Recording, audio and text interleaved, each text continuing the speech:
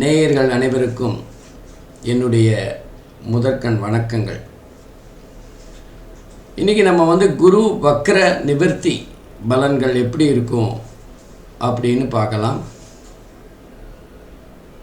அதாவது அக்டோபர் மாதம் 9ஆம் தேதி 2024 முதல் பிப்ரவரி மாதம் 4ஆம் தேதி 2025 வரை குரு பகவான் பின்னோக்கி நகருகின்ற ஒரு தன்மையில் இருக்கிறார். பொதுவாக ராகு கேதுவை தவிர மற்ற கிரகங்கள் எல்லோருமே நேர்கதியில் செல்லுகின்ற ஒரு தன்மையில் தான் இருப்பார்கள். அவர்கள் வக்கர கதியில் சஞ்சாரம் செய்யும் போது அதற்குரிய பலன்கள் சற்று மாறுபட்டதாக இருக்கும். அந்த குரு வக்கர பலன்களில் நம்ம பார்த்துட்டோம். இப்போ அந்த குரு வக்கர நிவர்த்தி அடைய போகிறார் பிப்ரவரி மாதம் 4ஆம் தேதி 2025. சுமார் 120 நாட்கள் இந்த வக்கர கதியில் குரு பகவான் சஞ்சாரம் செய்தார். இந்த வக்கர நிவர்த்திக்கு பிறகு மே மாதம் 14ஆம் தேதி குரு பகவான் நேர்கதியில், அதாவது ரிஷப ராசியிலேருந்து மிதுன ராசிக்கு பயிற்சியாகிறார். அங்கே ஒரு 6 மாதம். அந்த 6 மாதத்துக்கு அப்புறம் குரு பகவான் அதிசாரமாக மிதுன ராசியிலேருந்து கடக ராசிக்கு போகிறார். அக்டோபர் மாதம் 18ஆம் தேதி என்று அதிசாரமாக கடக ராசியில் போய் கொஞ்சம் 2 மாதம் சஞ்சாரம் செய்ய இருக்கின்றார். இந்த குருவினுடைய மாற்றங்கள் எப்படி இருக்கும்? குறிப்பாக இந்த குரு வக்கர நிவர்த்தி 12 ராசிக்கும் எப்படிப்பட்ட பலாபலன்களை பெறும் அப்படிங்கிறத பார்க்கலாம். நான் உங்கள் கல்வடங்கம் டாக்டர் சத்யநாராயண சர்மா பேசுகிறேன். ஒவ்வொரு ராசிக்கும் தனித்தனியாக நம்ம பார்க்கலாம். இந்த குரு வக்கர நிவர்த்தி பலன்கள் 12 ராசிக்கும் எந்தெந்த மாதிரியான பலன்களை தரப்போகிறது அப்படின்னு பார்க்கலாம். அன்பிற்கினிய விருச்சிக ராசி என்பர்களே, இப்போ நம்ம குரு வக்கர நிவர்த்தி பலன்கள் விருச்சிக ராசிக்கு எப்படி இருக்க போகிறது அப்படின்னு பார்க்கலாம். அதாவது அக்டோபர் மாதம் 9ஆம் தேதி 2024 முதல் குரு பகவான் வக்கர கதியில் சஞ்சாரம் செய்து கொண்டிருக்கிறார். அது 4ஆம் தேதி பிப்ரவரி 2025, அதாவது 120 நாட்கள் சஞ்சாரம் செய்த நிலையில் வக்கர நிவர்த்தி அடைய போகிறார். ஆகவே இந்த 120 நாட்கள் குரு பகவான் விருச்சிக ராசிக்கு 7வது வீட்டில் இருந்தாலும் ஒரு விதமான இறுக்கமான சூழ்நிலையில் இருந்திருப்பாங்க. வேலை விஷயமான அழுத்தம் இருந்திருக்கும். கணவன் மனைவி நண்பர்கள் இப்படி எல்லாருமே ஒரு விதமான உரிமையுடன் கூடிய டென்ஷனை ஏற்படுத்தியிருப்பாங்க. ரிலாக்ஸ்டாக கொஞ்ச நேரம் இருக்க முடியாத ஒரு சூழ்நிலை இருந்திருக்கும். அதுவும் குறிப்பாக நம்ம பார்ட்னர்ஷிப்பில் வேலை பார்க்குற யாராவது இருந்தாங்கன்னா அவங்க பார்ட்னர்ஷிப் மூலமாக அல்லது பார்ட்னர்கள் மூலமாக ஒரு விதமான மன அழுத்தத்தை பெற்றிருப்பார்கள்.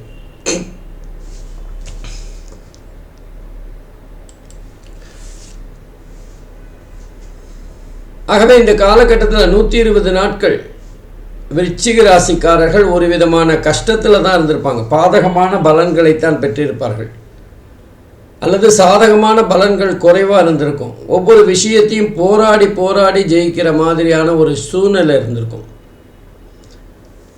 ஜாலியாக நம்ம ஒரு வேலையை பண்ணோம், அதோட பலாபலன்களை அனுபவித்தோன்னு இல்லாமல் எதையாவது செஞ்சுட்டு அது என்ன ஆப்போறதோ அப்படிங்கிற ஒரு பரிதவிப்போட நிமிடங்களை நகர்த்தக்கூடிய காலமாக இருந்திருக்கும். சரி, இப்போ 7வது வீட்டில் இந்த குரு பகவான் என்ன பண்ண போகிறார்? இப்போ வக்கர நிவர்த்திக்கு பிறகு 7வது வீட்டில் தான் குரு பகவான் சஞ்சாரம் செய்ய போகிறார். விருச்சிக ராசி அன்பர்களை பொறுத்தவரை அவங்களுக்கு நல்ல தயாள குணம் இருக்கும். எப்போவுமே சுறுசுறுப்பாக இருக்கணும் அப்படிங்கிற ஒரு எண்ணம் இருக்கும். என்ன ஒரு விஷயம், அவங்களோட மனசு ஒரே இடத்துல ஈடுபடாது. ஒரே நேரத்தில் 4-5 விஷயங்களை மனசுக்குள்ளே திங்க் பண்ணக்கூடியவங்களாக இருந்துப்பாங்க. எல்லா சகலகலா வல்லனா இருந்தாலும் ஒரே நேரத்தில் 2-3 விஷயங்களை அவங்க செய்கிறதுனால ஒரு கான்சன்ட்ரேஷன் குறையும். அது மட்டும் இல்லாமல் அவங்களோட எண்ணங்கள் எப்போவுமே நியாயம், நேர்மை, அதுதான். நியாயம் இல்லாததை யார் செய்தாலும் அதை உடனுக்குடனே சொல்லிடணும் அவங்களுக்கு. அதாவது மனசில் வச்சு அவங்கள எதிரிகளாக பாவிக்க வேண்டும் அப்படிங்கிற எண்ணம்லாம் இருக்காது. இப்போ ஒரு தப்பு நடக்கிறது, ஒருத்தர் தெரிஞ்சவரே நம்ம அப்பா அம்மாவே தப்பு பண்ணால் உடனே முகத்துக்கு நேரம் அது தப்பு, இப்படி பண்ணக்கூடாதுன்னு சொல்லிடணும், அவ்வளோதான். சொன்னதுக்கப்புறம் அவங்க மறந்துடுவாங்க. ஆனால் அந்த விருச்சிக ராசிக்காரர்கள் எந்த வேகத்தோடு அதை சொல்கிறாங்களோ அந்த வேகத்தை அந்த சம்பந்தப்பட்டவர்கள் அனுபவிக்கும் போது கொஞ்சம் மனசு கஷ்டமாக தான் இருக்கும். அதனால தான் விருச்சிக ராசிக்காரர்கள்ட்ட எல்லாருமே கொஞ்சம் தள்ளி இருந்து தான் பழகுவார்கள். ரொம்ப நெருங்கி வந்து உரிமையோடு பழகக்கூடிய வாய்ப்புகள்லாம் குறைவு. ஏன்னா அவங்களுக்கு நண்பர்கள், உறவினர்கள் அதெல்லாம் பாகுபாடே கிடையாது. தப்பு, ரைட்டு, அது அவ்வளோதான். அவங்கள பொறுத்தவரை அது நியாயமாக இருந்தாலும் அது அவர்களுடைய மதிப்பை குறைக்கிற மாதிரியான ஒரு சூழ்நிலை தான். அவங்கள பாராட்டும் போது பல பேர் பாராட்டினாலும் அவங்கக்கிட்ட நெருங்கிறதுக்கு பயப்படக்கூடிய சூழ்நிலை இருக்கும். நண்பர்கள் குறைவாக இருப்பார்கள். அதே நேரத்தில் மூக்கு நுனியில் கோபம் அப்படியே ரெடியாக இருக்கும், யார் மேலே கொட்டலாம் அப்படிங்கிற மாதிரி. கோபம் வரும்போது அவர்களுடைய வார்த்தைகள் சற்று வேகமாக இருக்கும், ஜீரணிக்க முடியாத வார்த்தைகளாக இருக்கும். அது உள்ளத்திலேருந்து வர்ற வார்த்தைகள் இல்லைன்னாலும் அந்த உதடுகள் உச்சரிக்கின்ற போது அது சம்பந்தப்பட்டவர்களுக்கு மன அழுத்தத்தை ஏற்படுத்தும், ஒரு விதமான கோபத்தை அவர்களுக்கும் ஏற்படுத்திவிடும். அதனால்தான் விருச்சிக ராசி அவர்களை பொறுத்தவரை அவங்கக்கிட்ட அவ்வளவா நம்ம நெருங்கி பழக முடியாத ஒரு சூழ்நிலை இருக்கும். மற்றபடி உள்ளுக்குள்ளே அவங்க மிக மிக சாந்தமானவர்கள், யாருக்கும் கெடுதி நினைக்காதவர்கள், நல்லதை மட்டுமே நினைத்து கொண்டிருக்கின்றவர்கள். ஆனால் அவங்களுக்கு கோபமும் அந்த கோபத்தில் வருகின்ற வார்த்தைகளும் மிகப்பெரிய தாக்கத்தை ஏற்படுத்தும். விருச்சிக ராசியை பொறுத்தவரை அவங்க ஜாதகத்தை பொறுத்தவரை 40 வயசுக்கு மேலே அவங்களுக்கு யோகமான காலம். 40 வயசு வரைக்கும் போராடி எதிர்பார்த்ததெல்லாம் கிடைக்காத ஒரு சூழ்நிலையில் தான் இருப்பாங்க. 40 வயசுக்கு மேலே தொட்டதெல்லாம் தொடங்கும்னு சொல்லுவாங்களே, அந்த மாதிரியான ஒரு அமைப்பு அவங்களுக்கு. இப்போ 7வது வீட்டில் இந்த குரு பகவான் சஞ்சாரம் செய்ய போகிறார், நேர்கதியில் சஞ்சாரம் செய்ய போகிறார். அதனால் விருச்சிக ராசிக்காரர்கள் திருமணத்திற்காக காத்து கொண்டிருக்கின்றவர்களுக்கு திருமணம் கைகூடி வரும்.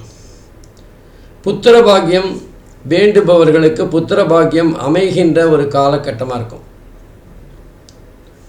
அதே நேரத்தில் பார்ட்னர்ஷிப்பில் ஏதாவது பிஸ்னஸ் பண்ணிட்டு இருந்தாங்கன்னா அந்த பார்ட்னர்ஷிப்பு ரொம்ப அற்புதமான ஒரு கூட்டாளிகளுடைய ஒத்துழைப்பு மிக மிக சிறப்பாக இருக்கும்.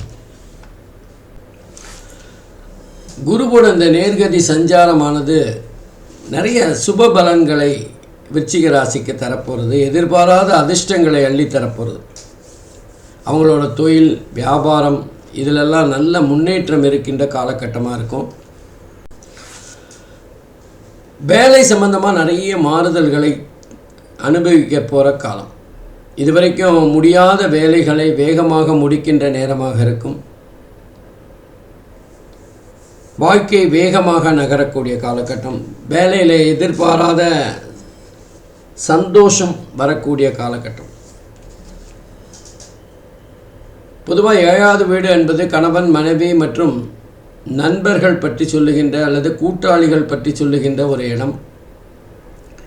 கணவன் மனைவி அந்யோன்யம் மிக அற்புதமாக இருக்கின்ற காலகட்டமாக இருக்கும்.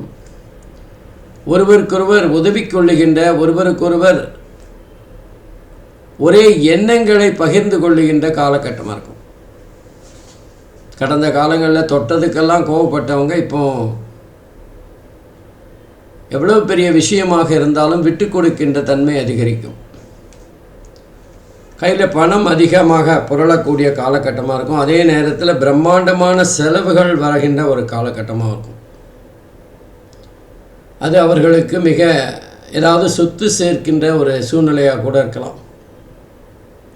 வாகனம் வாங்கிறது, புதுசாக வாகனம் வாங்கிறது, அதே நேரத்தில் நகை ஆபரணங்கள் வாங்கிறது, வீடு வாங்கிறது போன்ற விஷயங்கள் இந்த நேரத்தில் நடைபெறக்கூடிய வாய்ப்புகள் இருக்குது. அதே நேரத்தில் குருவோட பார்வையானது விருச்சிக ராசிக்கு 11வது இடம், 1வது இடம், அதே நேரத்தில் 3வது இடம் ஆகிய இடங்களில் வேறுது. லாபஸ்தானம் என்று சொல்லப்படுகின்ற 11வது இடம் பொதுவாகவே வியாபாரம் தொழில் செய்கின்றவர்களுக்கு மிக அற்புதமாக இருக்கும். அதே நேரத்தில் படிக்கின்ற மாணவர்கள் மார்க் வாங்கிறதுக்காக படிக்காமல் ஒரு விஷயத்தை புரிஞ்சுக்கணும், நம்ம தெரிஞ்சுக்கணும் அப்படிங்கிற ஒரு எண்ணத்தோடு படிக்கிற ஒரு சூழ்நிலையை பார்க்கலாம். 11வது இடம் என்பது ஜாதகருடைய பேராசையை ஆசையை சொல்லுகின்ற ஒரு இடமாகவும் இருக்கும்.